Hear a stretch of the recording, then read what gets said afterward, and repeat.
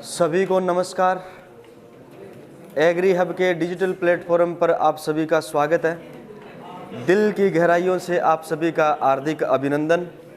और आप कुछ उम्मीदें लेकर के हमसे जुड़े हो, हम भी उन उम्मीदों पर खरा उतरने की कोशिश करेंगे। ठीक है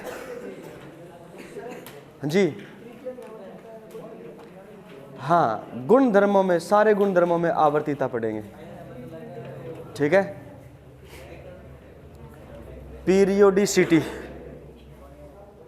यानी एक आवर्त में बाएं से दाएं जाते हैं पदार्थों के, तत्वों के कौन से गुण धर्म बदलते हैं, कौन से गुण धर्म नहीं बदलते। एक वर्ग में ऊपर से नीचे आते हैं तो तत्वों के कौन से गुण धर्म बदलते हैं और कौन से गुण धर्म नहीं बदलते। आवर्त सारणी याद है? अरे 50% तो याद होगी। हाँ, 100% याद नहीं है, कोई दिक्कत नहीं है, 50% तो याद है। चलो फिर सबसे पहले हेडिंग डालोगे प्रभावी नाभिकीय आवेश। प्रभावी नाभिकीय आवेश।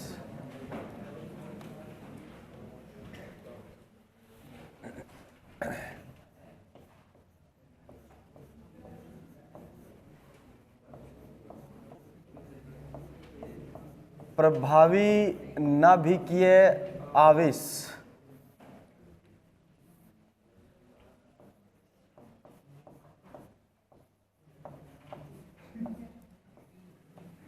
इसको लिखते हैं जेड इफेक्टिव। किससे लिखते हैं? Z effective. प्रभावी नाभिकीय आवेश।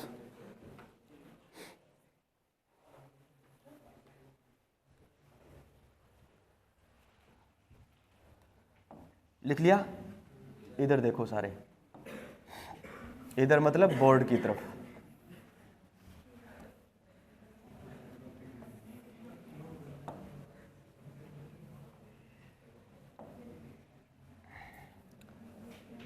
ये है परमाणु का नाभिक। क्या है? परमाणु का नाभिक। और परमाणु के नाभिक में हमने बनाए हैं कोष। क्या बनाए हैं? कोष। कोष में सबको पता है कौन गति करता है? इलेक्ट्रॉन गति करता है। इलेक्ट्रॉन गति करता है। ये रखा हमने इलेक्ट्रॉन। ये इलेक्ट्रॉन परमाणु में नाभिक द्वारा कितना आवेश अनुभव करेगा, कितना आवेश अनुभव करेगा, उस अनुभव किए गए आवेश को अपन कहते हैं प्रभावी नाभिकीय आवेश। क्या कहते हैं? प्रभावी नाभिकीय आवेश। किसी परमाणु में उपस्थित इलेक्ट्रॉन द्वारा अनुभव किया गया नाभिकीय आवेश ही क्या कहलाता है? प्रभावी नाभिकीय आवेश कहलाता है, जिसको लिखते हैं अपन किससे? जेड इफेक्टिव से। किससे लिखते हैं? जेड इफेक्टिव से। जेड इफेक्टिव का फॉर्मूला जो है ज्ञात करने का, वो होता है जेड माइनस क्या होता है? सिग्मा। जेड माइनस क्या होता है? सिग्मा। इसको क्या नाम दिया हमने? सिग्मा नाम दिया है। और सिग्मा यहां पर क्या है? परिरक्षण नियतांक। क्या है? परिरक्षण नियतांक।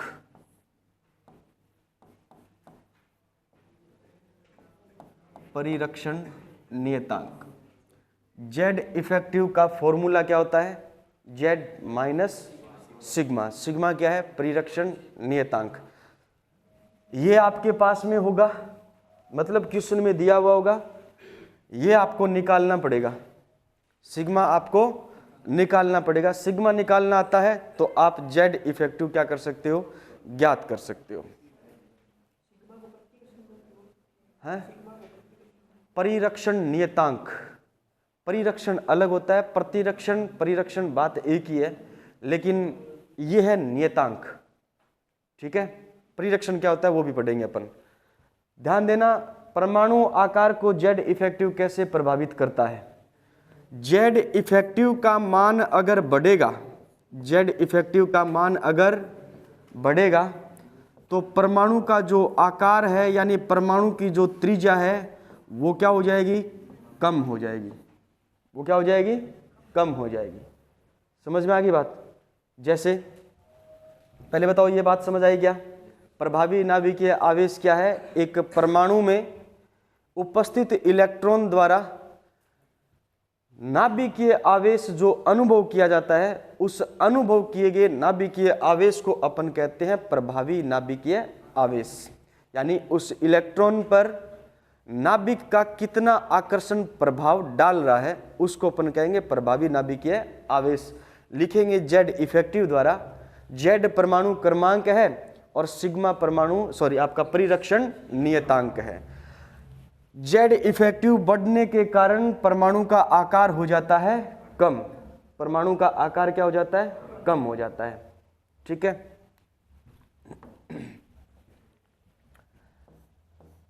नाभिक है और नाभिक के चारों ओर कोष है।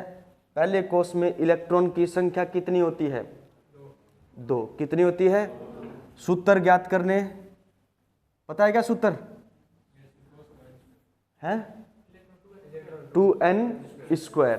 n का मान कितना यहाँ पर? पहला कोष, इसका मतलब 1 का स्क्वायर 1 को 2 से गुणा करो, कितना आएगा? 2। पहले कोष में इलेक्ट्रॉन की संख्या 2। ठीक है। दूसरा कोष, दूसरे कोष में अधिकतम इलेक्ट्रॉन कितने पाए जाते हैं? कितने इलेक्ट्रॉन पाए जाते हैं? 8। ठीक है। 2s2 2p6, 6 और 2 8। ठीक है। 1 इलेक्ट्रॉन, 2 इलेक्ट्रॉन, 3 4 5 6 7 और 8। 7 और 8। ठीक है। तीसरे कोष में इलेक्ट्रॉन 18। तीसरे कोष में इलेक्ट्रॉन 18। ठीक है। बताओ, ये नाभिक इन इलेक्ट्रॉन पर, दोनों इलेक्ट्रॉन पर आकर्षण बल लगाएगा नहीं लगाएगा? लगाएगा। ये 1s2 किसका इलेक्ट्रॉनिक विन्यास होता है? 1s2 किसका इलेक्ट्रॉनिक विन्यास होता है? हीलियम का। किसका होता है? हीलियम का होता है। ठीक है। 1s2 2s2 2p6 किसका इलेक्ट्रॉनिक विन्यास होता है? किसका होता है? नियोन का। किसका होता है? नियोन का। अब मैं आपसे ये पूछूं कि आप मुझे ये बताओ, एक तो आपके पास में हीलियम और एक आपके पास में नियोन, दोनों में बड़ा कौन है? दोनों में बड़ा कौन है? नियोन है। कौन है?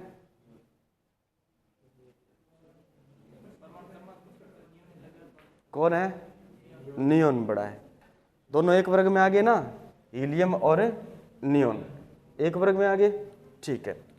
मैं आपसे पूछूं, हाइड्रोजन और हीलियम, इनमें बड़ा कौन है? कौन है? हीलियम। किधर से किधर चल रहे हैं अपन? बाएं से दाएं चल रहे हैं। और इधर कहां से कहां चल रहे हैं? ऊपर से नीचे चल रहे हैं। ऊपर से नीचे चल रहे हैं। बाएं से दाएं चलते हैं तो याद रखना, जेड इफेक्टिव का मान क्या होता है? बढ़ता है। जेड इफेक्टिव का मान क्या होता है? बढ़ता है। हाइड्रोजन के पास में एक प्रोटॉन था और एक ही क्या था? इलेक्ट्रॉन। एक ही क्या था? इलेक्ट्रॉन। हीलियम के पास में 2 प्रोटॉन है और 2 क्या है?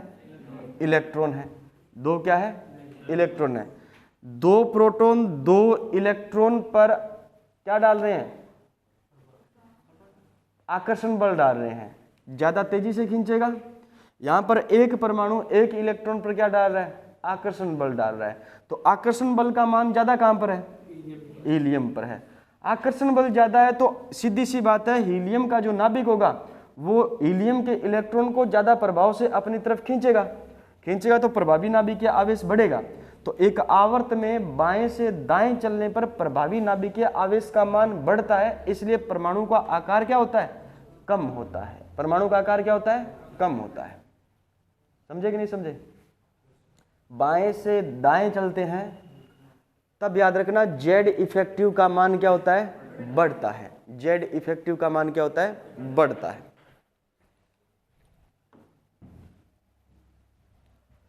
(1s1) हाइड्रोजन है, 1s2 हीलियम है, क्या हाइड्रोजन के पास कोष 1 है? क्या हीलियम के पास भी कोष 1 है? एक ही कोष में इलेक्ट्रॉन भर रहे हैं। यहां पर भी पहले कोष में इलेक्ट्रॉन भरे गए थे, यहां पर भी पहले कोष में इलेक्ट्रॉन भरे गए थे, ठीक है ना। इसकी तुलना में इसके पास आकर्षण बल कम है, इसके पास आकर्षण बल क्या है? ज्यादा। तो आकर्षण बल इसके पास ज्यादा होगा तो सीधी सी बात यही है ना कि प्रभावी नाभिकीय आवेश ज्यादा महसूस ये करेगा और ये कम करेगा। नहीं समझ आई क्या? जितना ज्यादा प्रभावी नाभिकीय आवेश का मान प्राप्त होगा, परमाणु का आकार उतना ही कम होगा। उतना ही क्या होगा? कम होगा। तो पहली बात आपको ये याद रखनी है, आवर्त में जब बाएं से दाएं चलते हैं तो पहला कॉन्सेप्ट क्लियर हो जाना चाहिए, प्रभावी नाभिकीय आवेश का मान बढ़ता है। प्रभावी नाभिकीय आवेश का मान बढ़ता है। समझ आया? लिखो।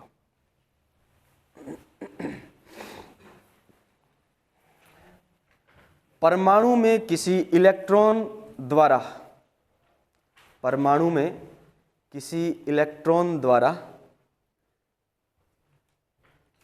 किसी इलेक्ट्रॉन द्वारा अनुभव किया गया, अनुभव किया गया नाभिकीय आवेश, नाभिकीय आवेश, नाभिकीय आवेश प्रभावी नाभिकीय आवेश कहलाता है। प्रभावी नाभिकीय आवेश कहलाता है। लिख नहीं रहे?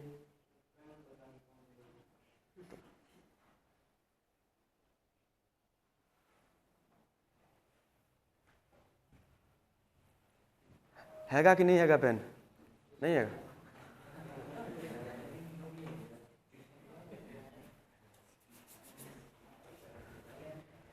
लिख लिया?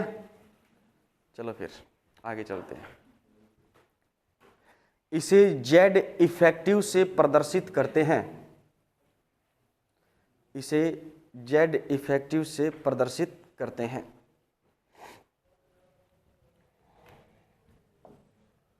जेड इफेक्टिव से प्रदर्शित करते हैं। जेड इफेक्टिव बराबर,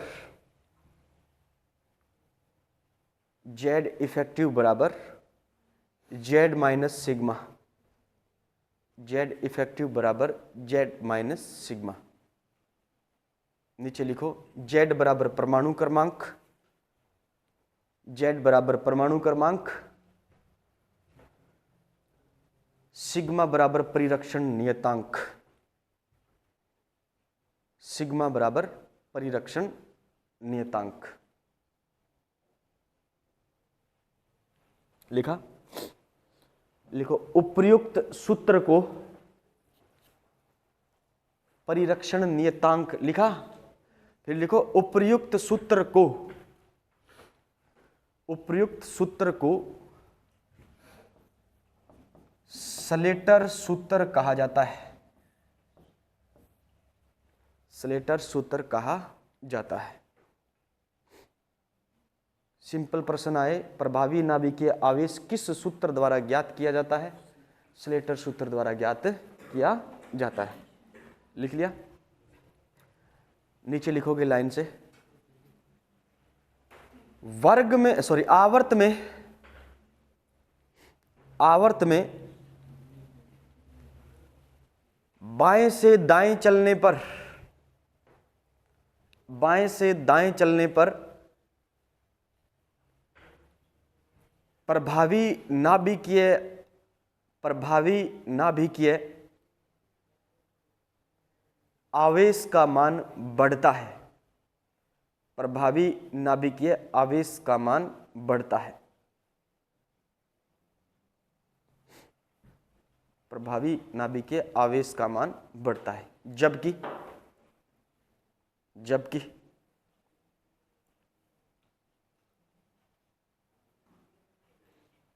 वर्ग में ऊपर से नीचे आने पर, वर्ग में ऊपर से नीचे आने पर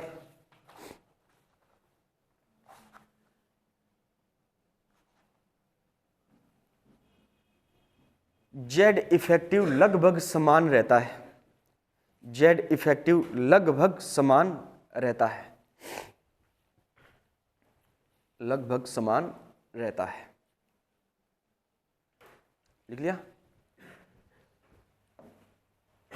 पहला आपने पढ़ा प्रभावी नाभिकीय आवेश, ठीक है। याद क्या रखना है? सूत्र याद रखना है। दूसरी बात याद रखनी है, वर्ग में ऊपर से नीचे आते हैं प्रभावी नाभिकीय आवेश समान रहेगा, आवर्त में बाएं से दाएं चलते हैं प्रभावी नाभिकीय आवेश का मान बढ़ेगा, प्रभावी नाभिकीय आवेश का मान बढ़ेगा।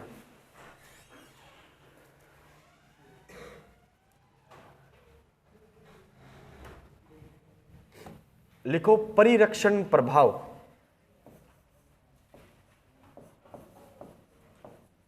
परिरक्षण प्रभाव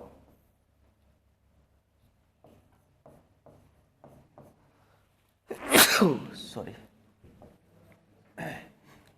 इसे कहते हैं शील्डिंग इफेक्ट, SE से लिखते हैं इसे, शील्डिंग इफेक्ट SE से लिखा जाता है।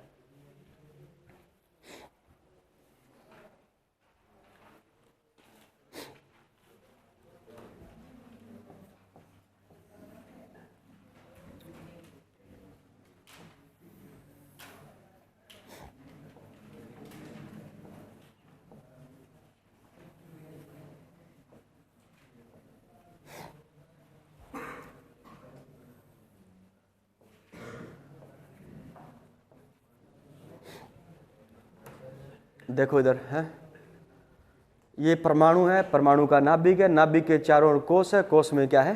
इलेक्ट्रॉन है, ठीक है। ये इलेक्ट्रॉन अपने आंतरिक कोषों द्वारा प्रतिकर्षित किए जाते हैं। आंतरिक कोषों द्वारा क्या किए जाते हैं?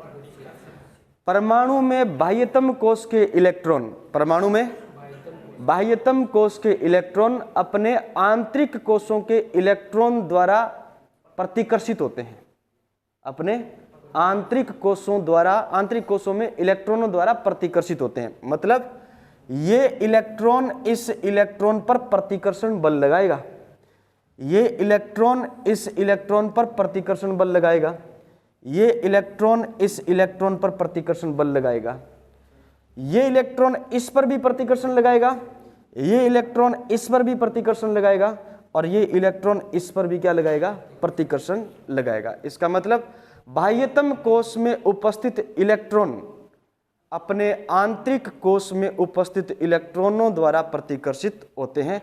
इसी प्रतिकर्षण को परिरक्षण प्रभाव कहा जाता है। इसी प्रतिरक्षण को क्या कहा जाता है? परिरक्षण प्रभाव कहा जाता है, ठीक है। परिरक्षण प्रभाव कहा जाता है। इलेक्ट्रॉन ने इलेक्ट्रॉन को प्रतिकर्षित क्यों किया? आवेश क्या है? समान है। नाभिक ने इलेक्ट्रॉन को आकर्षित क्यों किया? विपरीत आवेश है, ठीक है।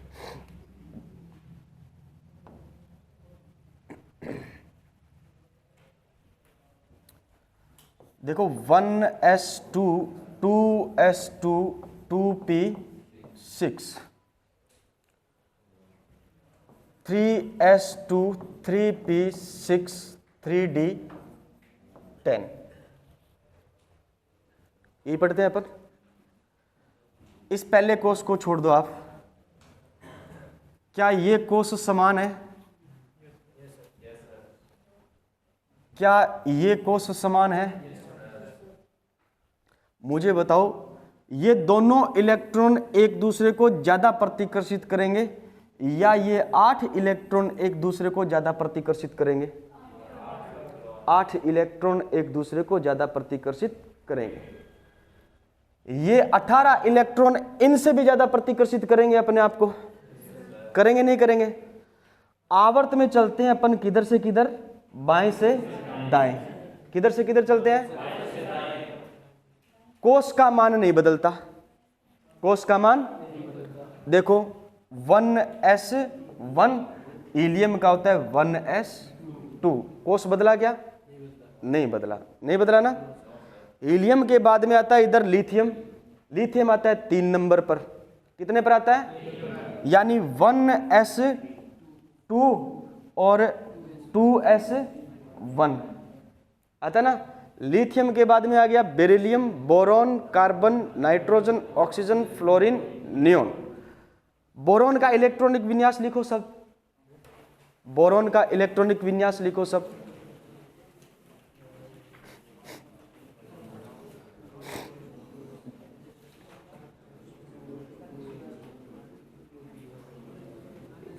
वन S2 2S2 और 2P1। बोरॉन के बाद में आता है कार्बन, कार्बन का लिखो 2P2 हो जाएगा। कार्बन के बाद में आता है नाइट्रोजन का 2P3 हो जाएगा। फिर आता है ऑक्सीजन 2P4 हो जाएगा। फिर आता है फ्लोरीन 2P5 हो जाएगा। फिर आता है नियोन 2P हो जाएगा 6। कोष बदला गया। एक ही कोष में लगातार इलेक्ट्रॉन भर रहे हैं। जब एक ही कोष में इलेक्ट्रॉन भरा जाता है तो ये बाह्य इलेक्ट्रॉन आंतरिक कोषों के इलेक्ट्रॉन द्वारा प्रतिकर्षित ज्यादा होते हैं, इसलिए बाएं से दाएं चलते हैं तो परिरक्षण प्रभाव क्या होता है, बढ़ता है। परिरक्षण प्रभाव क्या होता है, बढ़ता है। क्लियर है, समझ आ गई बात। एक ही कोष में इलेक्ट्रॉन भरे जाने के कारण परिरक्षण प्रभाव क्या होता है, बढ़ता है। ठीक है, परिरक्षण प्रभाव होता क्या है, बाह्यतम कोष के इलेक्ट्रॉनों द्वारा अपने आंतरिक कोष के इलेक्ट्रॉनों का प्रतिकर्षण प्रभाव क्या करते हैं, प्रदर्शित करते हैं। इसको ये अपन क्या कहते हैं, परिरक्षण प्रभाव कहते हैं। लिखो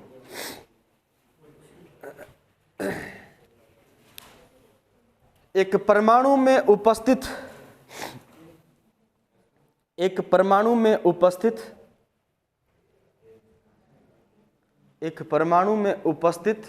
आंतरिक कोषों के इलेक्ट्रॉन द्वारा आंतरिक कोषों के इलेक्ट्रॉन द्वारा एक परमाणु में उपस्थित आंतरिक कोषों के इलेक्ट्रॉन द्वारा बाह्यतम कोष के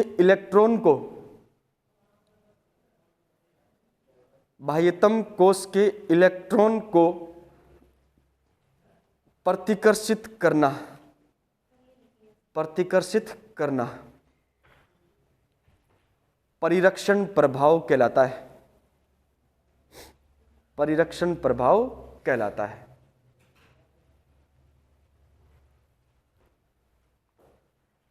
परिरक्षण प्रभाव बढ़ने के कारण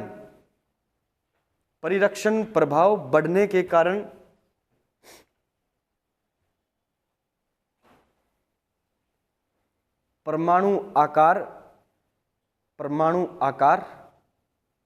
बढ़ता है। परमाणु आकार बढ़ता है। शाबाश, एक परमाणु आकार बढ़ता है। कोई क्वेश्चन है, किसी का डाउट? दो चीजें पढ़ी है, प्रभावी नाभिकीय आवेश और परिरक्षण प्रभाव। हाँ, क्या होगा, घटता है। और कोई कहना चाहता है घटता है? आप कह रहे हो घटता है। काटना नहीं है, जो लिखा है वो सही लिखा है आपने, लेकिन प्रश्न आपके दिमाग में है, बहुत अच्छी बात है। जैसे ही मैंने बढ़ता है लिखाया, गर्दन ऊपर उठाई, इन्होंने कहा घटता है। घटता नहीं है, बढ़ता है। ठीक है, पहला कोष है। ठीक है, हीलियम भी क्या आएगा, पहला कोष आएगा। कोष नहीं बदल रहा। दूसरा कोष है नियोन तक दूसरा कोष रहेगा। तीसरा कोष है आर्गन तक तीसरा कोष रहेगा ना तीसरा कोष। क्या प्रोटॉन की संख्या नहीं बढ़ रही? बढ़ रही है। इलेक्ट्रॉन भी बढ़ रहे हैं, प्रोटॉन भी बढ़ रहे हैं। और इलेक्ट्रॉन बढ़ रहे हैं, सीधी सी बात है, परिरक्षण प्रभाव भी बढ़ेगा। लेकिन परिरक्षण प्रभाव की तुलना में जेड इफेक्टिव ज्यादा बढ़ता है। बाएं से दाएं चलते हैं तब परिरक्षण प्रभाव की तुलना में जेड इफेक्टिव ज्यादा बढ़ता है, क्योंकि प्रोटॉन की संख्या क्या होती है, ज्यादा बढ़ती है। इलेक्ट्रॉन भी बढ़ रहे हैं, लेकिन इलेक्ट्रॉन एक ही कोष में बढ़ रहे हैं। इलेक्ट्रॉन एक ही कोष में बढ़ रहे हैं। कोष तो नहीं बढ़ रहा। कोष नहीं बढ़ रहा तो मतलब नाभिक की और इलेक्ट्रॉन की दूरी नहीं बढ़ रही। नाभिक और इलेक्ट्रॉन की दूरी नहीं बढ़ रही तो सीधी सी बात है, आकर्षण बल ज्यादा लगेगा। और कोष बदल जाए तब याद रखना है, नाभिक और इलेक्ट्रॉन की दूरी बढ़ गई तो आकर्षण बल कम हो जाएगा, लेकिन परिरक्षण प्रभाव क्या हो जाएगा, ज्यादा हो जाएगा। वो आएगा वर्ग में ऊपर से नीचे। समझ आएगी मेरी बात? नहीं आई?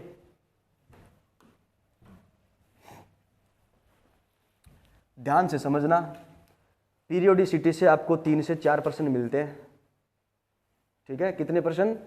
3 से 4 त्रिज्या का, और एक मिलता है आपको आयनन ऊर्जा का, और एक मिलता है धनायन और ऋणायन में बड़ा कौन होगा, छोटा कौन होगा। समझ आ गई बात?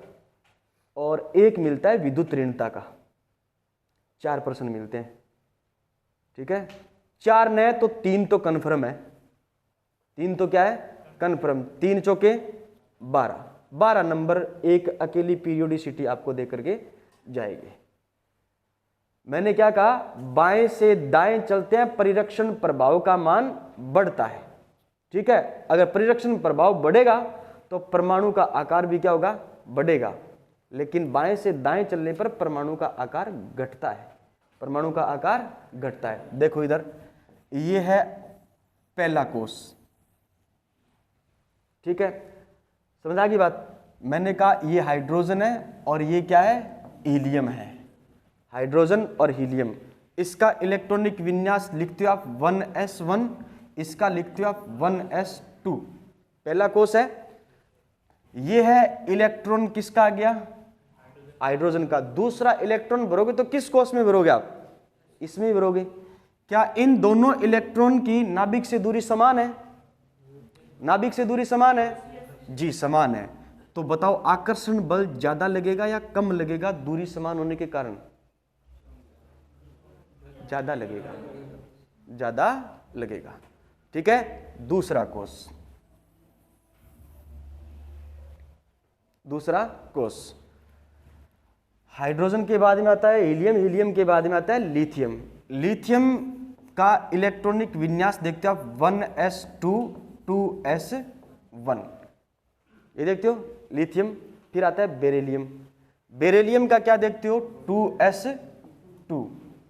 ठीक है, फिर आता है बोरोन, बोरोन आता है 2p1, 2p1। फिर आता है कार्बन, कार्बन का क्या आता है? 2p2।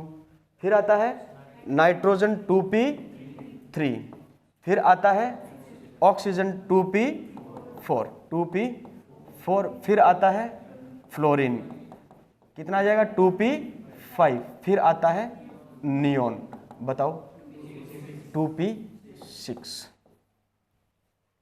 दूसरा कोष है, ये हाइड्रोजन, ये बन गया हीलियम। अब मुझे बनाना है लिथियम, तो मैंने 2s में क्या भर दिया? एक इलेक्ट्रॉन। क्या लिथियम का इलेक्ट्रॉनिक विन्यास बना? एक इलेक्ट्रॉन और भर दिया, क्या आ गया? लिथियम के बाद में क्या आ गया? Beryllium, boron, carbon, nitrogen. ये बेरिलियम हो गया 2s2। आगे आ गया 2p1, क्या आ गया? फिर आ गया कार्बन 2p2। फिर आ गया नाइट्रोजन 2p3। फिर आ गया ऑक्सीजन 2p। फिर आ गया है आपके पास में फ्लोरीन 2p, और फिर आ गया नियोन 2p। क्या इन 6 इलेक्ट्रॉन से, इलेक्ट्रॉन की नाभिक से दूरी समान होगी या अलग होगी? समान होगी। क्या होगी? समान होगी। होगी या नहीं होगी? अब आप मुझे ये बताओ, ये इलेक्ट्रॉन जो दोनों हैं, इन पर परिरक्षण प्रभाव तो डाल रहे हैं, लेकिन उस परिरक्षण प्रभाव की तुलना में देखो, क्या यहां पर प्रोटॉन बढ़ रहा है या नहीं बढ़ रहा? अगर मैं बात करूं, हाइड्रोजन के नाभिक में 1 प्रोटॉन होता है, हीलियम के नाभिक में 2 प्रोटॉन होता है। ये मैंने लिखा नियोन का इलेक्ट्रॉनिक विन्यास, तो क्या नियोन 10 नंबर पर आता है, नहीं आता? तो क्या यहां पर प्रोटॉन की संख्या 10 होगी या नहीं होगी? होगी ना। तो परिरक्षण प्रभाव की तुलना में जेड इफेक्टिव क्या हो जाता है? ज्यादा प्रभावी हो जाता है। क्यों? क्योंकि कोष नहीं बदल रहा। कोष नहीं बदल रहा तो नाभिक से इलेक्ट्रॉन की दूरी भी समान रहती है। समान रहती है तब आकर्षण बल भी इन सब इलेक्ट्रॉन पर क्या रहेगा?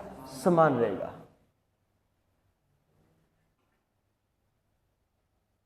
किस किस को समझ नहीं आया?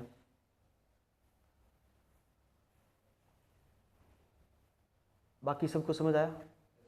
अरे बोल जाओ, बाकी सबको समझ आया? नहीं आया समझ में? ये परमाणु है, मान लीजिए नाभिक है, आप पास में बैठे हो, आपकी और इसकी दूरी अभी जितनी है उतनी रहेगी, कल भी उतनी रहेगी, परसों भी उतनी रहेगी, रहेगी ना? आगे है ये परमाणु का इलेक्ट्रॉन है, इस इलेक्ट्रॉन की और इस नाभिक की दूरी बढ़ी, वो मान लीजिए नियॉन है, इस नाभिक की उस इलेक्ट्रॉन की दूरी बढ़ी या नहीं बढ़ी? एक तो आपके साथ बातें करेगा, एक उसके साथ बातें करेगा, बोल रहा धीरे धीरे, आपको ज्यादा सुनाई देगा या उसको ज्यादा सुनाई देगा? तो आकर्षित आपको ज्यादा किया या उसको ज्यादा किया? बताओ, आपको ज्यादा किया ना आकर्षित? सेम वो कंडीशन यहां पर है। समझ आ गई बात? वही तो कंडीशन यहां पर है। अब दूरी ज्यादा बढ़ेगी, सीधी सी बात है, आकर्षण बल क्या होगा? कम होगा, लेकिन प्रोटॉन की संख्या भी तो बढ़ रही है। अरे प्लस चार्ज भी तो बढ़ रहा है, जितना माइनस चार्ज बढ़ रहा है ना, उतना ही क्या बढ़ रहा है? प्लस चार्ज बढ़ रहा है।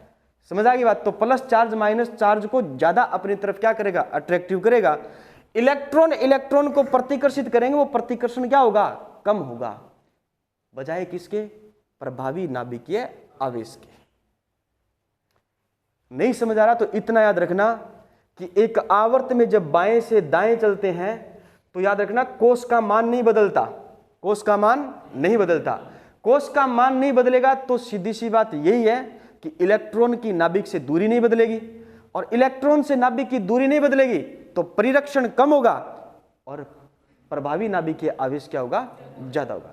लेकिन हमने एक बात और लिखी है, बाएं से दाएं चलते हैं तो परिरक्षण प्रभाव का मान क्या होता है? बढ़ता है। परिरक्षण प्रभाव का मान क्या होता है? बढ़ता है। लिखा है ना ये?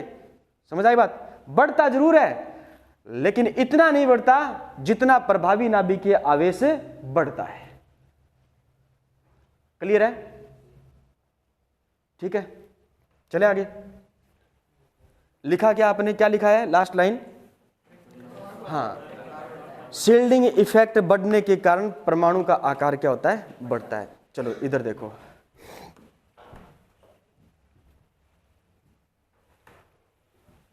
ये है हाइड्रोजन, ये है लिथियम, ये है, बताओ क्या आगे क्या आएगा?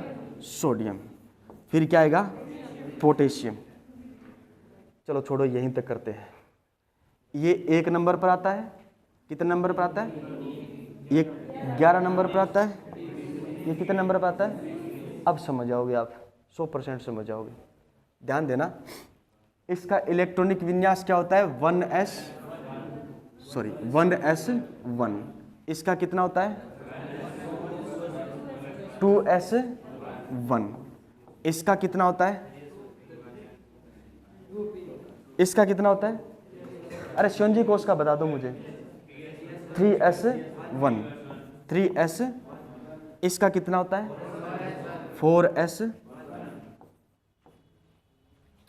ये पहले कोष में है, दूसरे कोष में है, तीसरे कोष में, चौथे कोष में है। पहले कोष में, दूसरे कोष में, तीसरे कोष में, और ये कौन सा हो गया? चौथा कोष। मान लीजिए ये इलेक्ट्रॉन है इस कोष में है, ठीक है? ये इलेक्ट्रॉन इस कोष में है, ये इलेक्ट्रॉन इस कोष में है, और ये इलेक्ट्रॉन इस कोष में है, ठीक है? इसमें प्रोटॉन की संख्या कितनी है?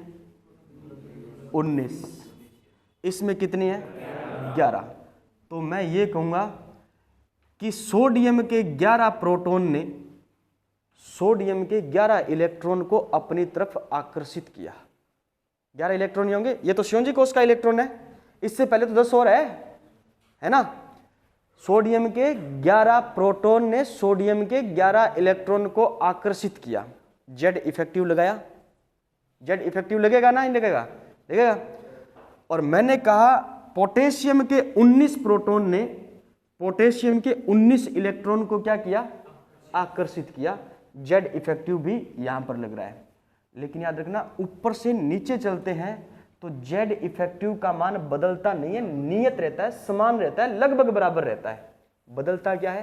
परिरक्षण प्रभाव बदलता है। क्यों बदलता है बताओ? इस नाभिक की इस इलेक्ट्रॉन से दूरी और इस नाभिक की इस इलेक्ट्रॉन से दूरी, नाभिक की इस इलेक्ट्रॉन से दूरी और इस इलेक्ट्रॉन की नाभिक से दूरी सबकी समान है या अलग अलग है? अलग अलग है। क्यों? क्योंकि कोष लगातार बढ़ता जाता है, जिसके कारण इलेक्ट्रॉन की नाभिक से दूरी बढ़ती है।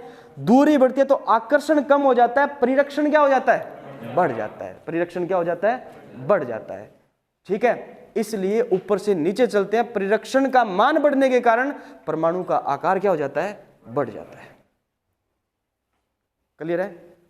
जब बाएं से दाएं चलते हैं तो ये नहीं बढ़ते, ये एक आवर्त में समान रहते हैं। एक आवर्त में समान रहते हैं तो जेड इफेक्टिव का मान परिरक्षण की तुलना में ज्यादा प्रभावी हो जाता है, इसलिए परमाणु का आकार क्या हो जाता है? घट जाता है। क्लियर है? कोई दिक्कत नहीं है? घर जाकर के क्लास देखना और अच्छे से समझ आएगा। बताओ, परिरक्षण प्रभाव में और प्रभावी नाभिकीय आवेश में दिक्कत नहीं है? घर जाकर के पढ़ोगे, दिक्कत आए तो कल दोबारा समझा देंगे। ठीक है, अब परिरक्षण प्रभाव आप कैसे ज्ञात कर सकते हो, जेड इफेक्टिव कैसे ज्ञात कर सकते हो? ठीक है, जेड इफेक्टिव ये मैंने लिखा है क्या इसके बारे में? कुछ लास्ट लाइन क्या लिखी है आपने? बढ़ता है तो आकार भी क्या होता है? बढ़ता है। यहां तक लिखा। अब आपने जेड इफेक्टिव कैसे ज्ञात करते हैं? ठीक है, जेड इफेक्टिव ज्ञात करने का फॉर्मूला है हमारे पास में, जेड इफेक्टिव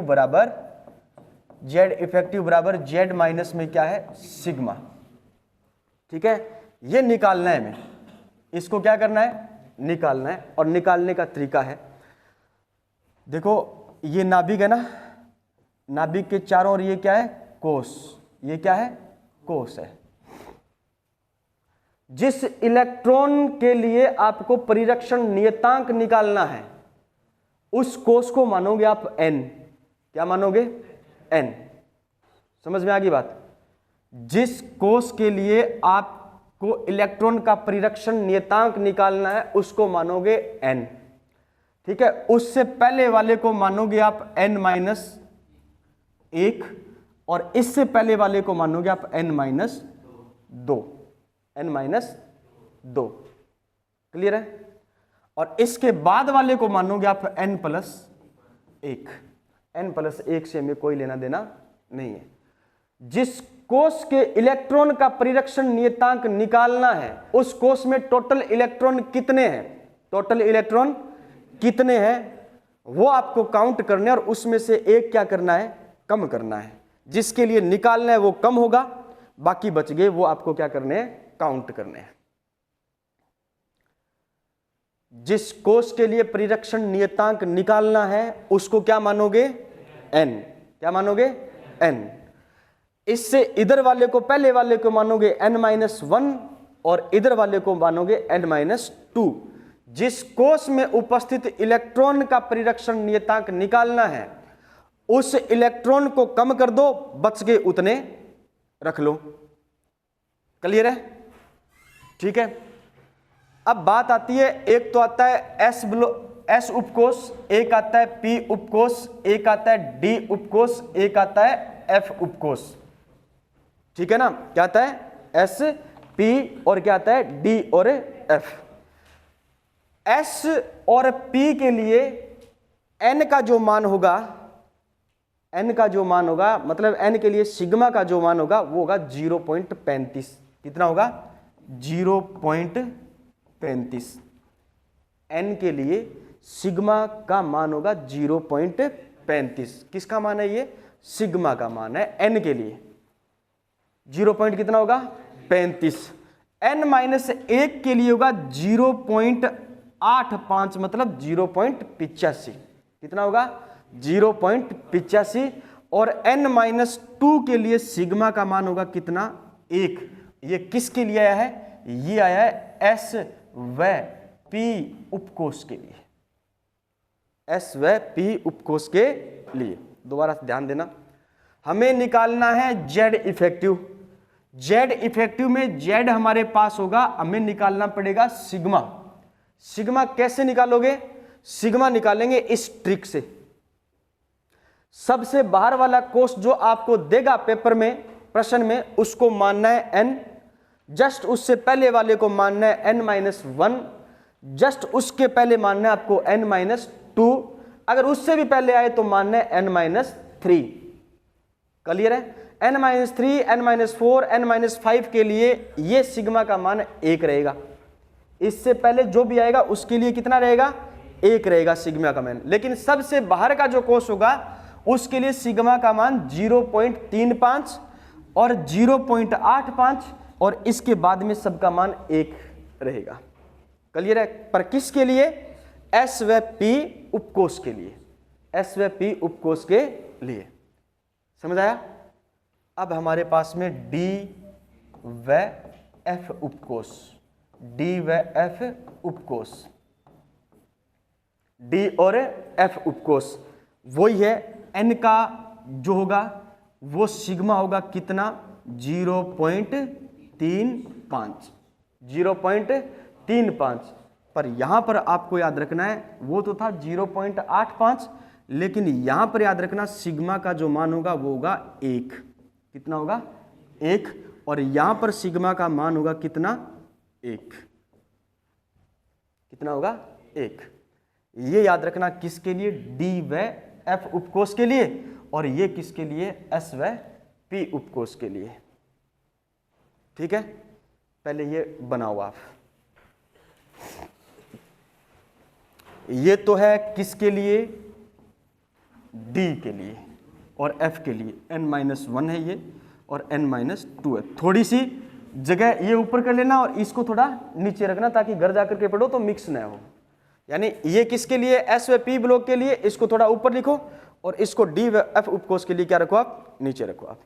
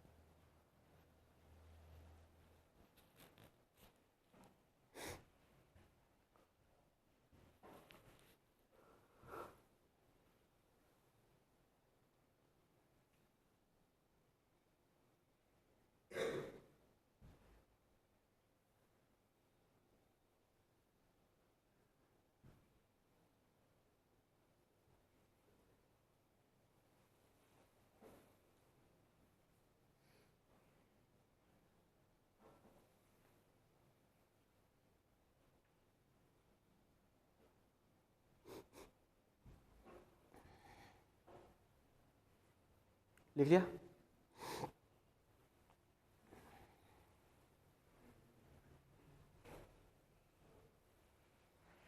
हाँ, सबने लिखा? ध्यान दो। क्लोरीन 17, क्लोरीन 17 के तीसरे उपकोष में, क्लोरीन 17 के तीसरे उपकोष में, तीसरे कोष में स्थित, तीसरे कोष में स्थित इलेक्ट्रॉन का जेड इफेक्टिव ज्ञात करो। जेड इफेक्टिव ज्ञात करो। प्रश्न समझ गए? प्रश्न कह रहा है क्लोरीन 17 के तीसरे कोष में स्थित इलेक्ट्रॉन का जेड इफेक्टिव ज्ञात करो। एक बार प्रश्न लिख लो।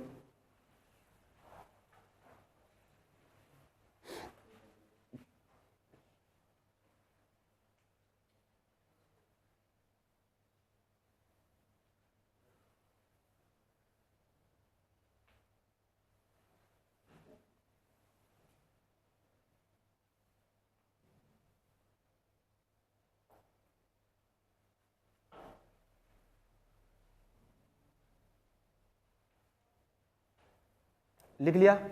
अब कोई कॉपी में पेन नहीं चलाएगा, ठीक है, सब इधर ध्यान दो।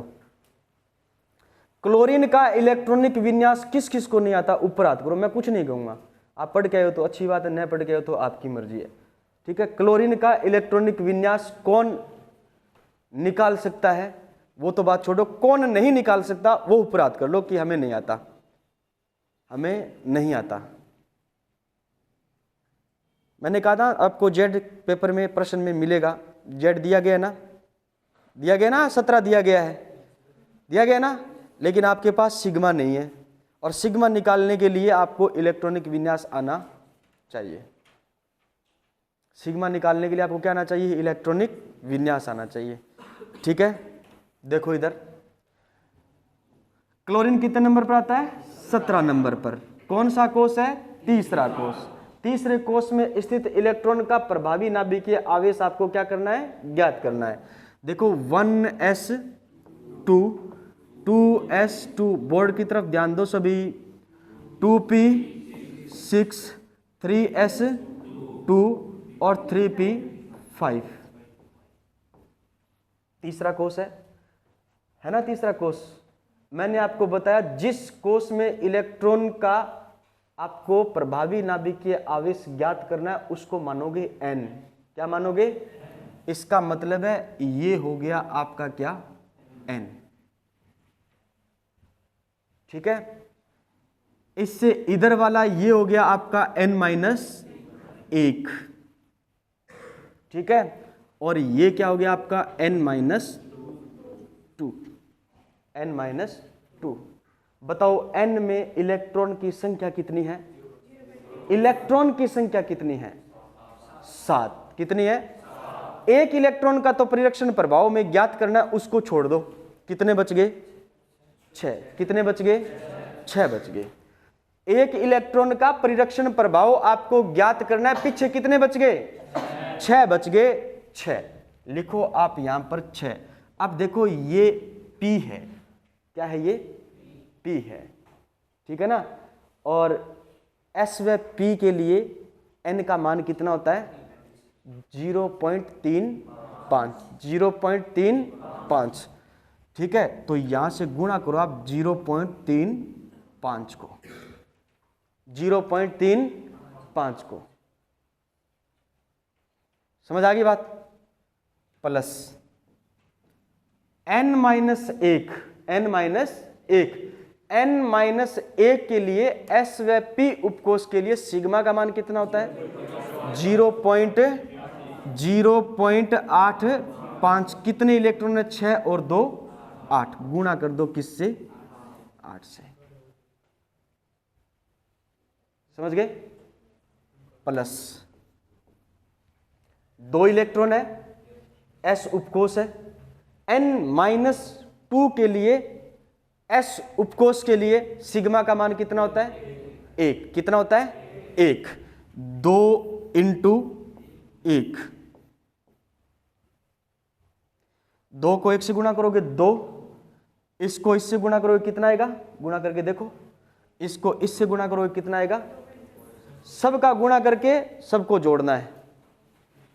2 + 8 × 5 = 40 की 0 हासिल है 4, 8 8 64 और 4 64 और 4 68, 68 2 अंक छोड़ करके दशमलव है, तो हमने लिखा 6 पॉइंट कितना आ जाएगा, 8। कितना आ जाएगा, 6.80, ठीक है, प्लस 6 × 5 = 30 की 0 हासिल 3, 6 × 3 = 18, 18 और 3 21, ये कितना आ जाएगा, 2.10,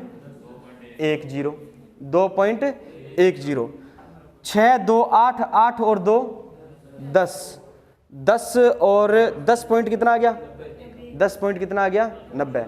सही आ रहा है क्या, 10.90, ये आ गया आपके पास में 10 पॉइंट क्या आ गया, 9 या 10.90। ये किसका मान आया, ये सिग्मा का मान आया। किसका मान आया, ये सिग्मा का मान आया,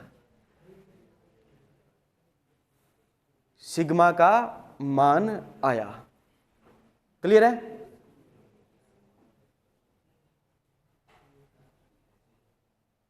ठीक है।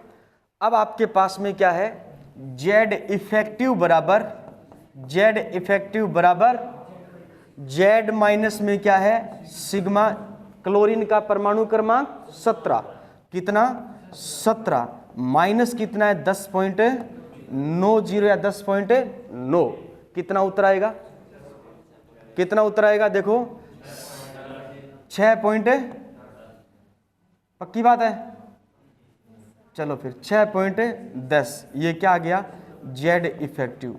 यानी तीसरे कोष में स्थित जो इलेक्ट्रॉन होगा वो प्रभावी नाभिकीय आवेश जो अनुभव करेगा वो कितना करेगा 6.10 करेगा,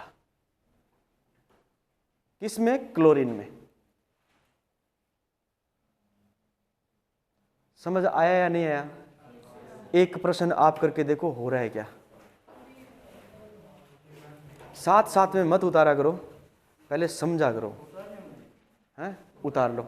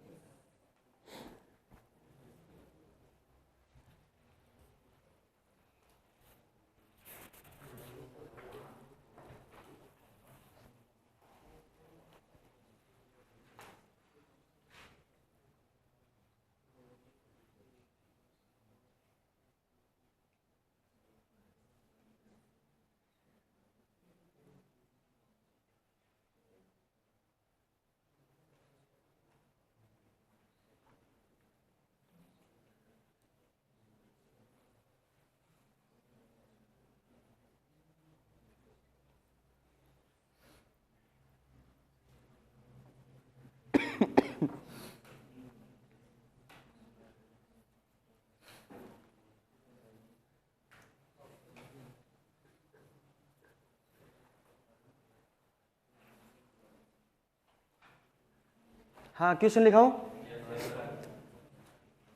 टाइटेनियम के 4s इलेक्ट्रॉन के लिए, टाइटेनियम के 4s इलेक्ट्रॉन के लिए, टाइटेनियम के 4s इलेक्ट्रॉन के लिए जेड इफेक्टिव का मान ज्ञात करो। टाइटेनियम के 4s इलेक्ट्रॉन के लिए जेड इफेक्टिव का मान ज्ञात करो।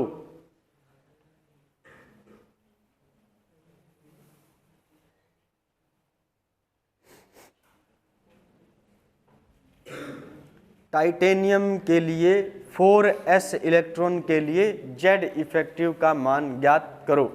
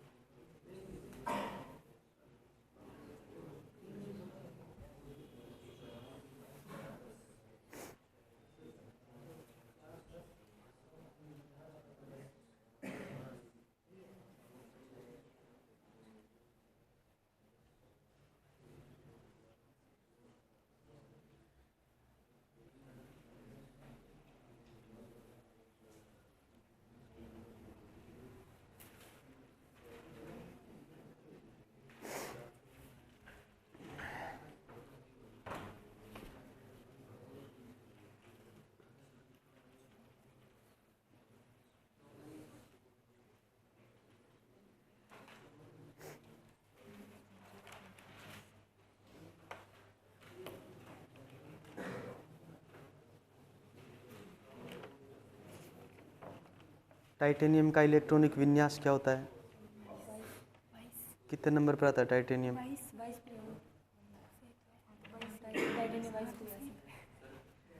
22 नंबर पर आता है। इलेक्ट्रॉनिक विन्यास लिखो। लास्ट इलेक्ट्रॉनिक विन्यास क्या है? 3d4। 3d4 क्यों है 3d4? क्यों? 3d से पहले क्या आता है? 3p। 3p के बाद में क्या आता है? 3d। दोनों के बीच में क्या आता है? लिखाया नहीं था मैंने क्रम 1 से 30 तक का, तो याद क्यों नहीं करके आए फिर? 3p के बाद में 4s लिखो। लिखो 3p के बाद में 4s। ये क्लोरीन है। अच्छा, अभी जो प्रश्न लिखा है वो कहाँ लिखा? क्यों नहीं लिखा? नाम क्या है? नाजुक है। लिखो, प्रश्न लिखो। पहले प्रश्न लिखो। टाइटेनियम के, चुप रहो, टाइटेनियम के 4s इलेक्ट्रॉन के लिए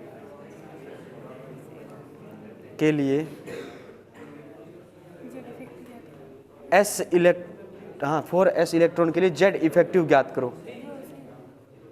4s2 3d2 4s2 3d2 अंतिम इलेक्ट्रॉनिक विन्यास यही होता है।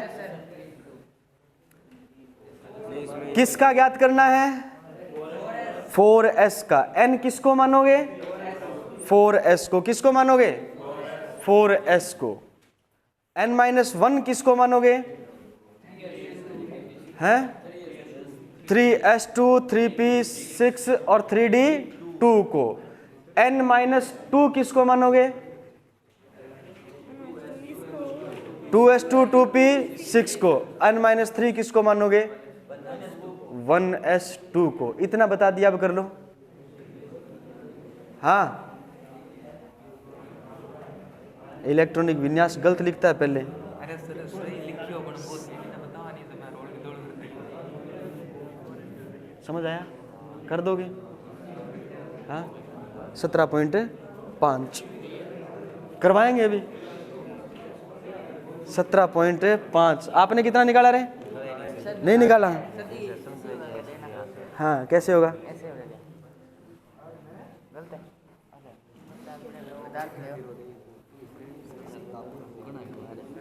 करो करो, गुणा करो।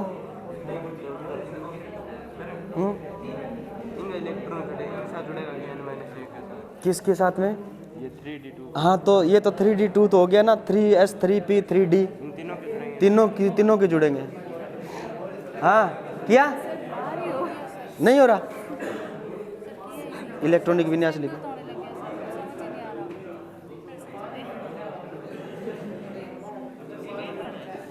तीन पॉइंट 60। 3 पॉइंट कितना निकाला आपने? Z effect. अच्छा सिग्मा कितना निकाला सबने पहले ये बताओ? 18.85 निकाला गया। आया 18.85?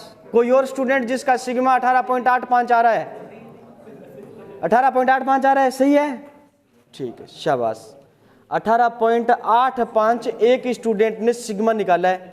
टाइटेनियम का परमाणु क्रमांक कितना होता है? 22। 22 में से 18.85 घटाओगे, उत्तर आएगा 3.15। कितना आएगा? 3.15। सभी से रिक्वेस्ट है, विनम्र रिक्वेस्ट है, हाथ जोड़ करके रिक्वेस्ट है, ठीक है? इधर देखो सारे बोर्ड पर, कॉपी में कोई पेन नहीं चलाएगा, कॉपी में कोई पेन नहीं चलाएगा। सबको बोला तो सब देखोगे ना इधर? हाँ ठीक है, इधर देखो। टाइटेनियम, टाइटेनियम आता है कितने नंबर पर? 22 नंबर पर। इलेक्ट्रॉनिक विन्यास लिखने का पहला काम रहेगा आपका, इलेक्ट्रॉनिक विन्यास लिखने का पहला काम रहेगा आपका। तो पहले इलेक्ट्रॉनिक विन्यास 1s2 2s2 2p6 3s2 3p6 3p के बाद में आता है 4s। चलो लिख देते हैं 4s2 और 3d क्या होता है? 2। सुन लो मेरी बात, मैं ऐसे लिख देता हूं। अब ठीक है,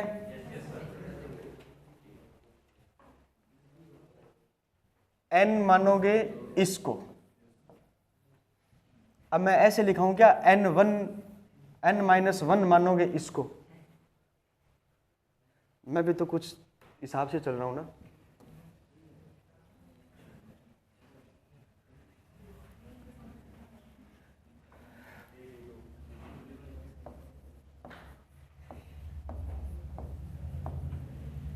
ठीक है भाई, मैंने बदल करके लिखा है समझाने के लिए, आपको अच्छे से समझ आ जाए। ठीक है, ये क्या है, अंतिम कोष है। क्या है ये, अंतिम कोष। इसको क्या मानोगे आप, n।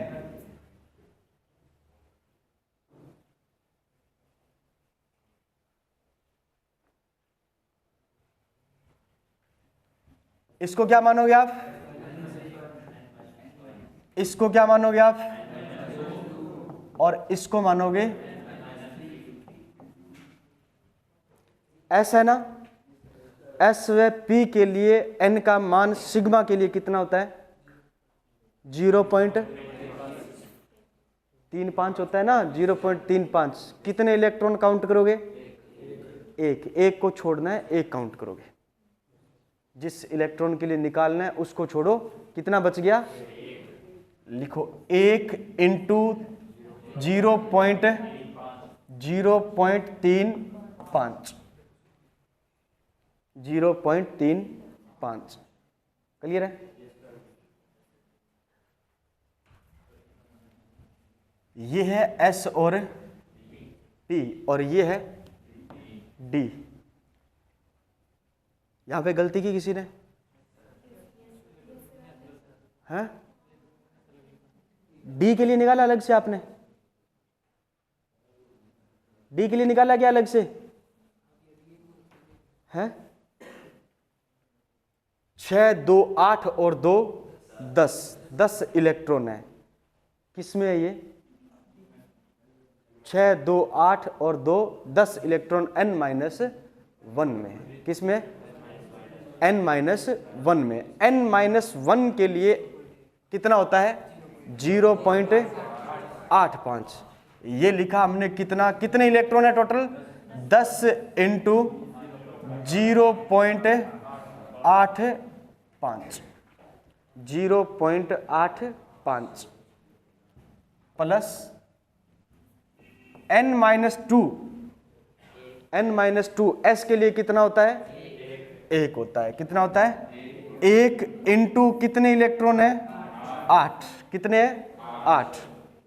क्लियर है। फिर कितने इलेक्ट्रॉन है, 2 इलेक्ट्रॉन, और n-3 के लिए भी कितना होता है, 1। ये लिखा हमने 2 इंटू 1।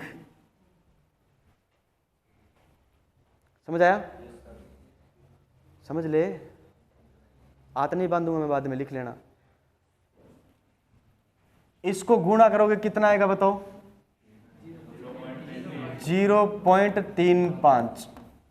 इसको गुणा करोगे कितना आएगा बताओ, 8.5। कितना आएगा, इसको गुणा करोगे कितना आएगा, इसको गुणा करोगे कितना आएगा, 2, 8, 10 और 8, 18.50 कर सकते हो आप। इसको 18.50 कर सकते हो, 5 का मतलब 50 कर सकते हो।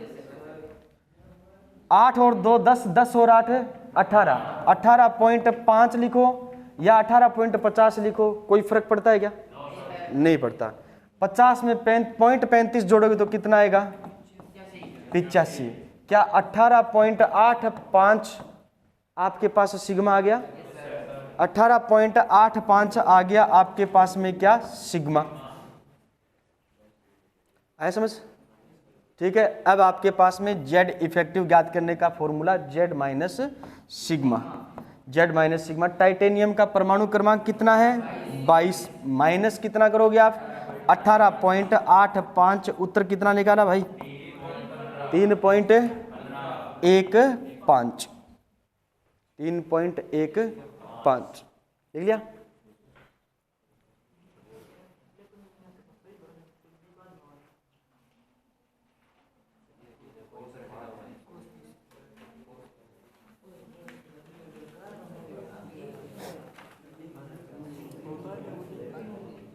हाँ उतार लो।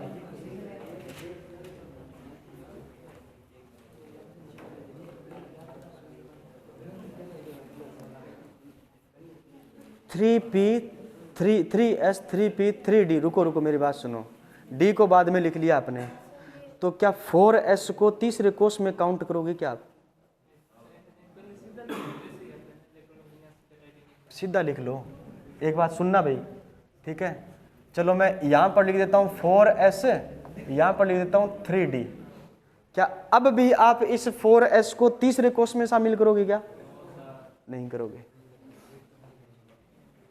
आगे 4 लिखा है, इसका मतलब तो चौथा कोष है, n होगा वो तो। 3d को तो वापिस यहीं पर लेकर आओगे।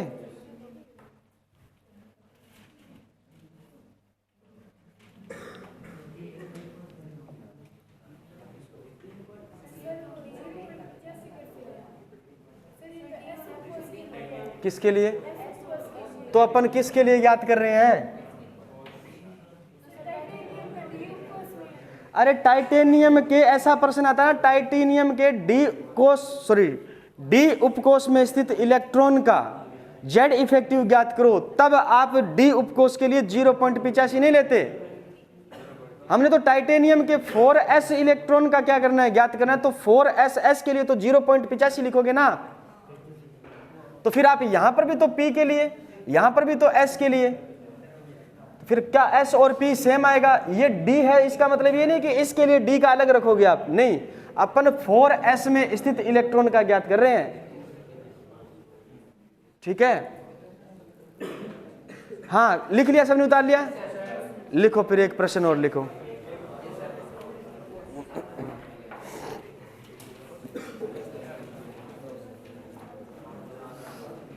टाइटेनियम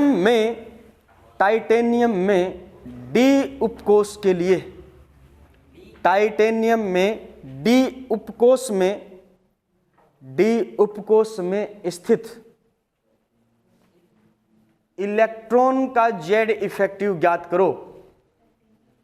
टाइटेनियम में डी उपकोष में स्थित इलेक्ट्रॉन का जेड इफेक्टिव ज्ञात करो। अब लगाओ दिमाग, जो अभी लगा रहे थे ना वो लगाओ आप। अब जो D आएगा ना उसको मानोगे आप N, क्या मानोगे? और उससे पहले वाले को मानोगे जो D के पहले है 3s और 3p n-1। नहीं समझ आया? टाइटेनियम का इलेक्ट्रॉनिक विन्यास सेम है, बदलेगा नहीं। 4s को तो छोड़ो, काम में नहीं लेना, हमें तो D का ज्ञात करना है। ये तो भूल जाओ आप, इसको काम में नहीं लेना, ये तो n+1 बन गया, ठीक है। अब n किसको मानोगे? n मानोगे आप इसको, और n-1 किसको मानोगे? इसको। बाकी सेम रहेगा। सुना क्या आपने? क्या सुन लिया? नीचे गर्दन कर रखी है। इसको मानोगे n, इसको मानोगे n-1।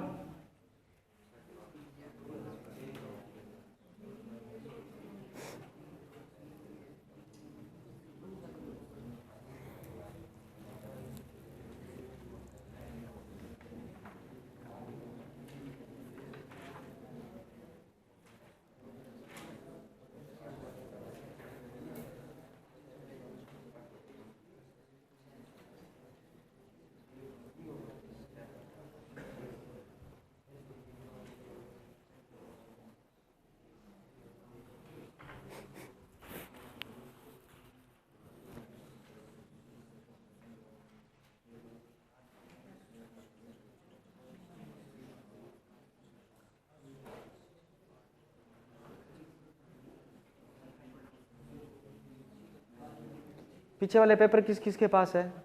पुराने पेपर है क्या? पुराने मतलब जो जेट के पेपर हो चुके हैं पहले, किसी के पास है पेपर? नहीं है? नहीं, छोड़ो, एक ही बात नहीं है। मुझे चेक नहीं करना है, मैंने तो देख रखा आपका पेपर, ठीक है ना। पेपर आपको चेक करना है, लगातार आपके एग्जाम का स्तर बढ़ता जा रहा है। प्रीवियस ईयर क्वेश्चन तो है, मतलब आपके एग्जाम का लेवल लगातार क्या होता है, हर एक एग्जाम का लेवल लगातार बढ़ रहा है। ऐसे 4-5 प्रश्न डिफिकल्ट आते हैं केमिस्ट्री में, ठीक है। हम तो उस हिसाब से चल रहे हैं। जेड इफेक्टिव पहले नहीं पूछा गया, लेकिन मैं आपको निकलवाना सिखा रहा हूं, प्रश्न आ जाए दिक्कत ना हो। क्या कितना 3.1.65, कहीं गलती हो रही है, कहीं गलती हो रही है। 0.65 तो आएगा पर 1.65 नहीं आएगा। 5.15 ना, 9.65 कितना आ रहा है?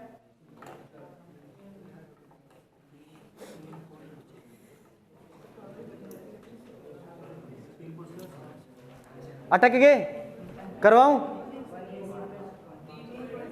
3.65, शाबाश।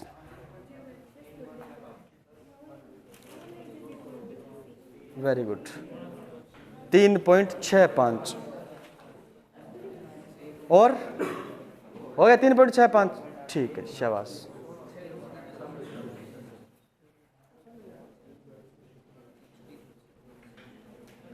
करवाऊं मैं?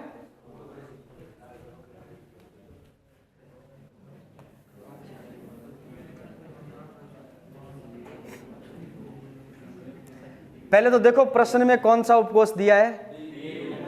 डी उपकोष। एस व पी को तो भूल जाओ, क्या दिया है? डी उपकोष। अब वो जो 0.35 मान रख रहे थे ना, वो काम में नहीं आएगा। n का मान रख रहे थे, वो काम नहीं आएगा। डी उपकोष है, इसका मतलब ये तो बन गया आपका n। क्या बन गया? n में कितने इलेक्ट्रॉन है? 2। कितना रखोगे आप? 1 रखोगे, गुणा 0.35, सही है? चलो फिर 0.35, ये सही है ना? 0.35 प्लस n-1 है। कौन सा है n-1? ये क्या है? n- और ये क्या है? n-3। ध्यान दो, इतना पेन चलाने की आवश्यकता नहीं थी। n-2, n-1, n-3, मतलब n-1, n-2, n-3 सब के लिए मान होता है 1। कितना होता है? 1। अब 1 को इन सारे इलेक्ट्रॉन से गुणा करना है।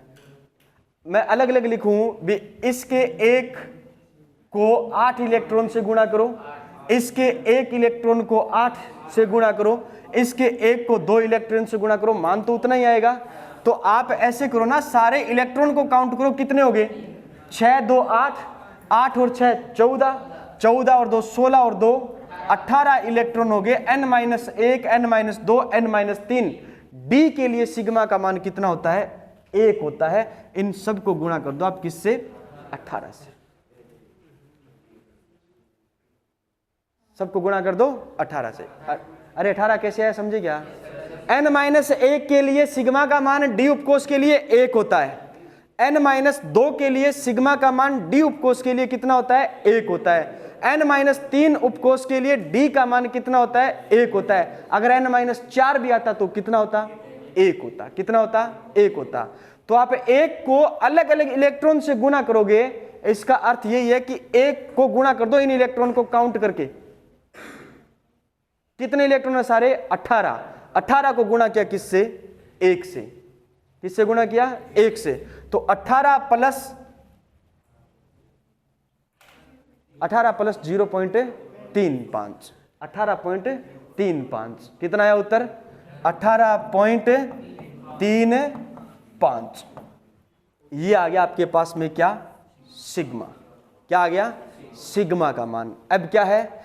अब आपके पास में जेड माइनस क्या है? सिग्मा। जेड माइनस क्या है? सिग्मा। क्लियर है? जेड माइनस सिग्मा करोगे तो कितना आएगा बताओ? 22 माइनस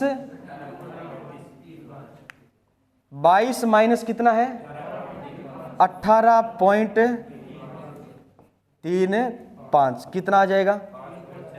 5.65 5.65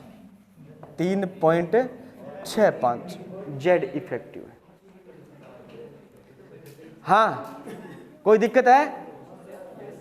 समझ लिया क्या आपने? समझ लिया क्या? समझ लिया? चलो फिर चलते हैं आगे, हेडिंग डालो।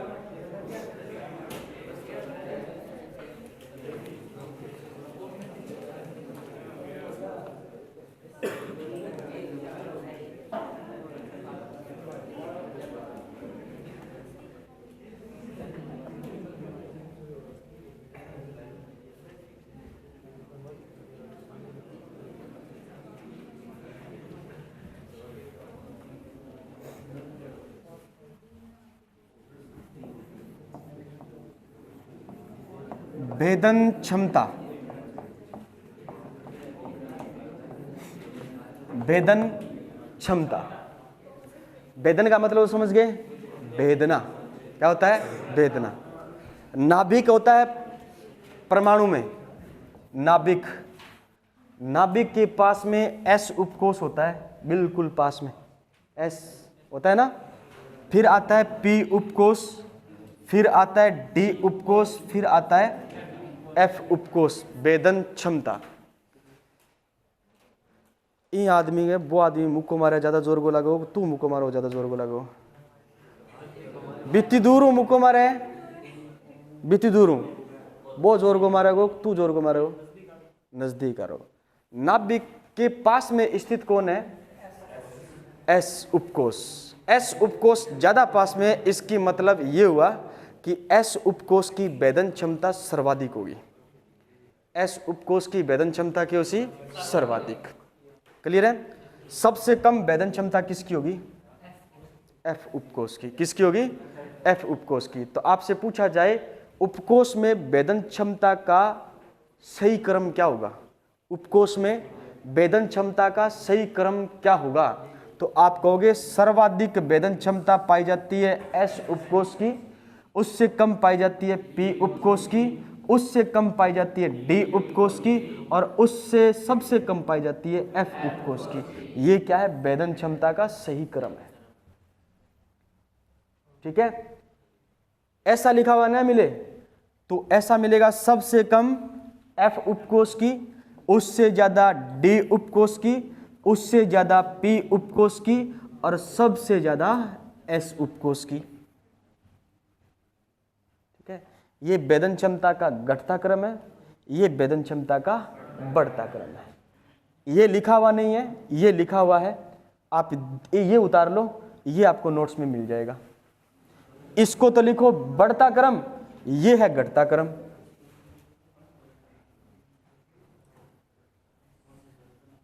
ये तो है घटता क्रम ऊपर वाला, और ये है बढ़ता क्रम भेदन क्षमता का। एडिंग क्या है हमारी? भेदन क्षमता।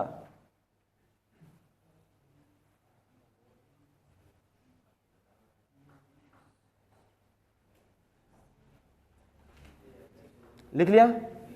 अरे उनकी कोई खबर है क्या? क्या खबर है? जीवित है वो? है 22 तारीख को? चलो ठीक है, ये पार्टी ठीक है, एब्सेंट नहीं रहती। नहीं, ये पार्टी बहुत एब्सेंट रहती है कोई इशू एक आधो जो कुछ ज़्यादा एब्सेंट रहे है कोई? कौन है? तुम ज़्यादा 1-2 दिन एब्सेंट रहे मेरे आने के बाद में। हाँ इतने रही है, वो ज़्यादा रही है। घर का फोन किया बर्थडे में जाना है, जवान ने बेरोई को निकलेंगे बर्थडे में जाना है।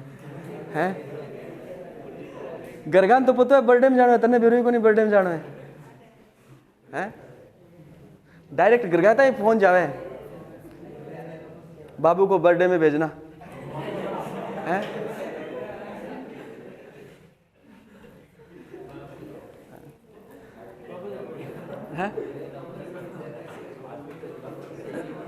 ध्यान देना, जेड इफेक्टिव समानुपाती होता है धनावेश के। किसके होता है? धनावेश के क्या होता है? समानुपाती।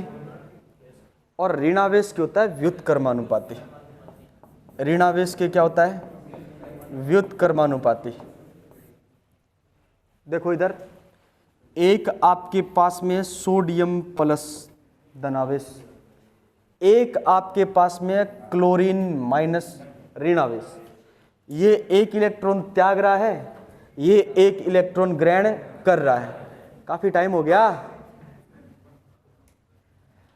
सोडियम प्लस और क्लोरीन माइनस, जेड इफेक्टिव समानुपाती धनावेश और व्युत्क्रमानुपाती, मतलब धनावेश ज्यादा होगा, जेड इफेक्टिव ज्यादा होगा, ऋणावेश कम होगा, जेड इफेक्टिव क्या होगा, बढ़ेगा। क्लियर है? व्युत्क्रमानुपाती का अर्थ ही हुआ। बताओ सोडियम के पास अभी कितने इलेक्ट्रॉन हैं? कितने इलेक्ट्रॉन है? 10। और अब कितने हैं? 11। कितने हैं? 11। चलो मैंने लिखा ये 11 प्रोटॉन और इधर लिख दूं मैं 10 इलेक्ट्रॉन। 11 प्रोटॉन और इधर 10 इलेक्ट्रॉन। ठीक है। कितने नंबर पर आता है क्लोरीन?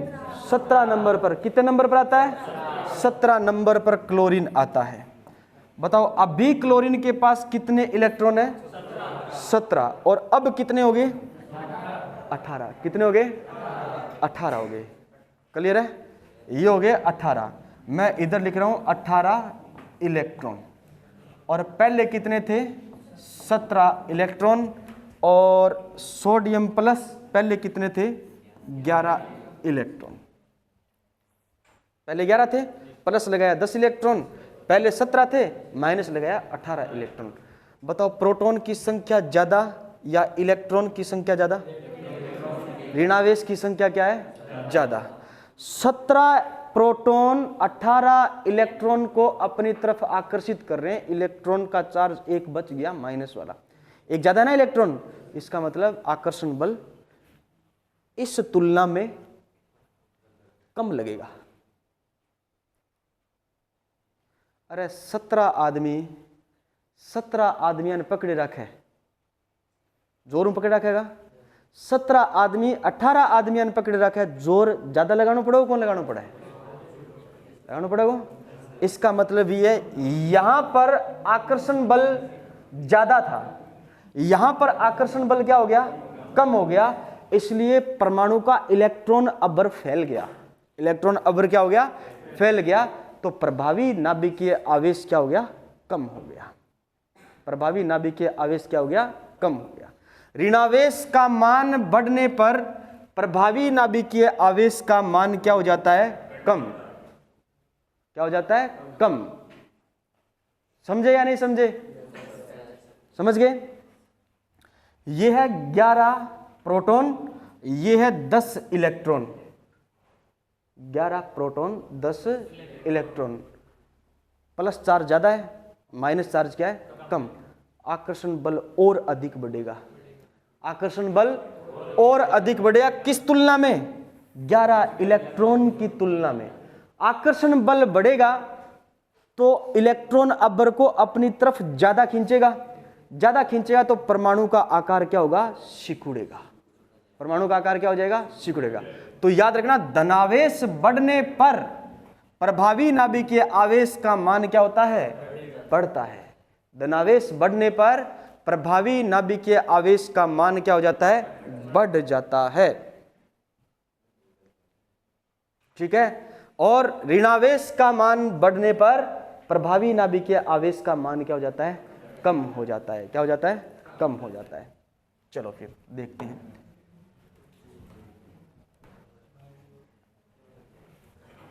नाइट्रोजन का उदासीन परमाणु है। नाइट्रोजन का क्या है? नाइट्रोजन का ऋणायन है और नाइट्रोजन का क्या है? धनायन है। नाइट्रोजन का ऋणायन है और नाइट्रोजन का क्या है? धनायन है। क्लियर है बात? ये उदासीन परमाणु है। मुझे आप ये बताओ,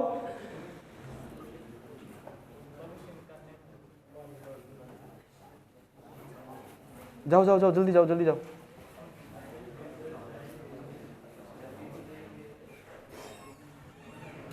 हमने कहा जेड इफेक्टिव समानुपाती होता है धनावेश के। किसके होता है? और व्युत्क्रमानुपाती होता है ऋणावेश के।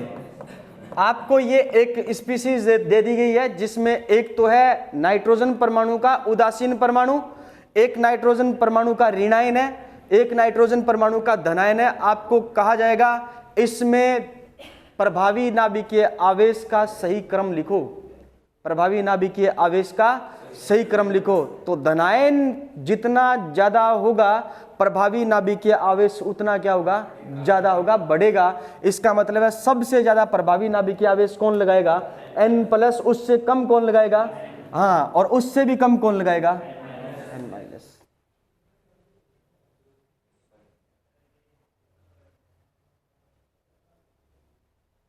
और समझाऊं, नहीं समझाया? देखो इधर नाइट्रोजन के पास प्रोटॉन कितने बताओ, 7। इलेक्ट्रॉन कितने बताओ, 7 प्रोटॉन है, 7 ही क्या है, इलेक्ट्रॉन। आराम से पकड़ के रखेगा सातों को, 7 प्रोटॉन 7 इलेक्ट्रॉन को, आराम से, ठीक है, क्लियर है? यह है नाइट्रोजन का ऋणायन। प्रोटॉन की संख्या अभी भी कितनी है, लेकिन इलेक्ट्रॉन की संख्या कितनी हो गई, 8। इसकी तुलना में इसको ज्यादा जोर आएगा 8 इलेक्ट्रॉन को पकड़ने में, नहीं क्या? ये क्या है, प्लस। इसका मतलब प्रोटॉन संख्या कितनी है, लेकिन इलेक्ट्रॉन की संख्या कितनी होगी, 6। ये ज्यादा प्रबलता से पकड़ेगा। और इस इलेक्ट्रॉन पर नाभिक द्वारा लगाया गया आवेश ही क्या कहलाता है, प्रभावी नाभिकीय आवेश कहलाता है। तो प्रभावी नाभिकीय आवेश इसका ज्यादा होगा और इसका सबसे कम होगा। पहचानने का सबसे अच्छा तरीका बता दिया, भूल जाओ ना कैसे ज्ञात करेंगे। तो प्रभावी नाभिकीय आवेश, जब भी इस प्रकार का प्रश्न आ जाए आप प्रोटॉन और इलेक्ट्रॉन की संख्या निकाल लो। जहां पर ज्यादा प्रोटॉन सबसे कम इलेक्ट्रॉन होंगे वहां प्रभावी नाभिकीय आवेश उतना ही क्या लगेगा, ज्यादा लगेगा। और जहां पर प्रोटॉन कम और इलेक्ट्रॉन अधिक हो जाए वहां पर प्रभावी नाभिकीय आवेश का मान क्या हो जाएगा, उतना ही कम हो जाएगा। समझ गए? ठीक है, चलो फिर। स्कूल में पढ़ी थी क्या आवर्त सारणी? नहीं पढ़ी।